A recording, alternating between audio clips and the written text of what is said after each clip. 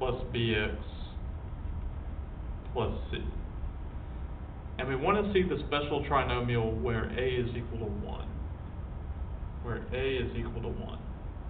So if I was to write this out with a being equal to 1, I would replace a with 1, and I would have 1x squared plus bx plus c. Now, I'm multiplying right here this 1 times x squared, and anything times 1 is itself. So we can rewrite this as x squared plus bx plus c. To factor trinomials like these, what we want to do is we want to be able to multiply to c,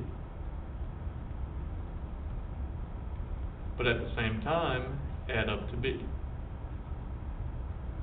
So I'm always trying to add up to the middle number and at the same time multiply to the last number. Let's look at a quick example. X squared plus 6 plus 12. What we want to do is we want to multiply to this last number, but at the same time add up to this middle number. The two numbers that will do so will be 4 and 3. Notice that 4 times 3 gives me 12, and 4 plus 3 will give me 7. Once I know that these two numbers work, I can write out my answer like this: x plus 4 and x plus 3. Once you find those two numbers, you can write out the answer like that. Always make sure to use two sets of parentheses, and always make sure that the x is on the left side and the number is on the right side. Let's look at another one like this.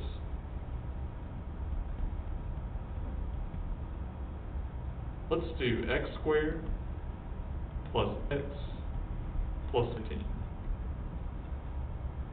I want to multiply to 15, and I want to add up to 8. The two numbers that will do so will be 3 and 5. 3 times 5 gives me 15, and 3 plus 5 will give me 8. So I know that these two numbers will work. I can write my answer as plus 3, x plus 5. Now, the order of the numbers doesn't matter, so I could also write my answer like this: x plus 5 times x plus 3. Let's look at another example to illustrate this.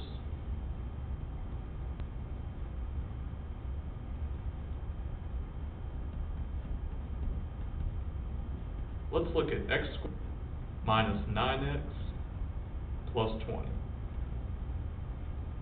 This time I want to multiply to 20, but at the same time add up to negative 9. I write down the first numbers I can think of. 5 times 4, that'll give me 20, but 5 plus 4 will give me a positive 9. And instead, I want to add up to a negative 9. So I'm going to make both of these numbers negative.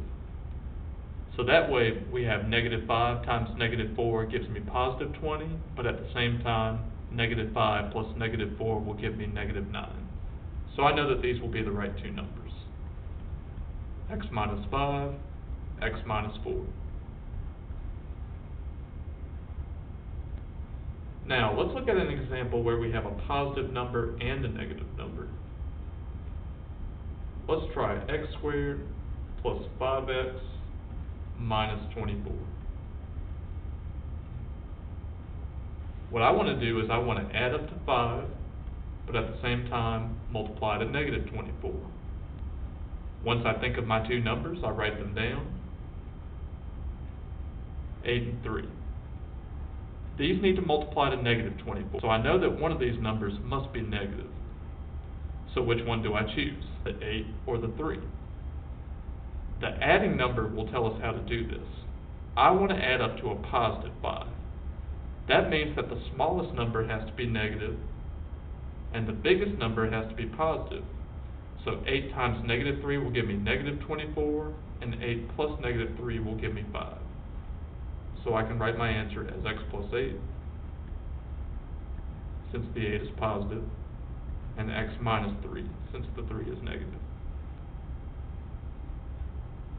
Alright, Let's take a look at a special case. Here I have x squared plus 0x minus 9. What I want to do is I want to multiply to negative 9, but at the same time add up to 0. Once I think of my two numbers, I write them down, 3 and 3. I know that one of these has to be negative so that I can add up to a 0. It really doesn't matter which one we put it on since they're the same number on the top and bottom, so I'll just choose the negative 3 at the bottom. Once I have my two numbers, I can write out my answer like this: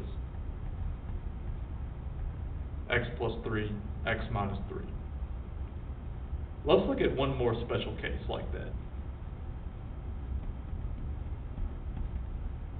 This time I want to factor x squared plus 4x plus 6. I know that I need to multiply to 6, but at the same time add up to 4. Once I think of two numbers, I write them down. 3 times 2 will give me 6, but at the same time they'll add up to 5. But I want to add up to 4, so these two numbers can't work. Let's try two different numbers, 1 and 6. 1 times 6 gives me 6, but 1 plus 6 gives me 7. I still want to add up to 4, so these two numbers don't work. Once I've exhausted all my options and it seems like none of the numbers work, then we write the word prime. We only write prime if it cannot be factored.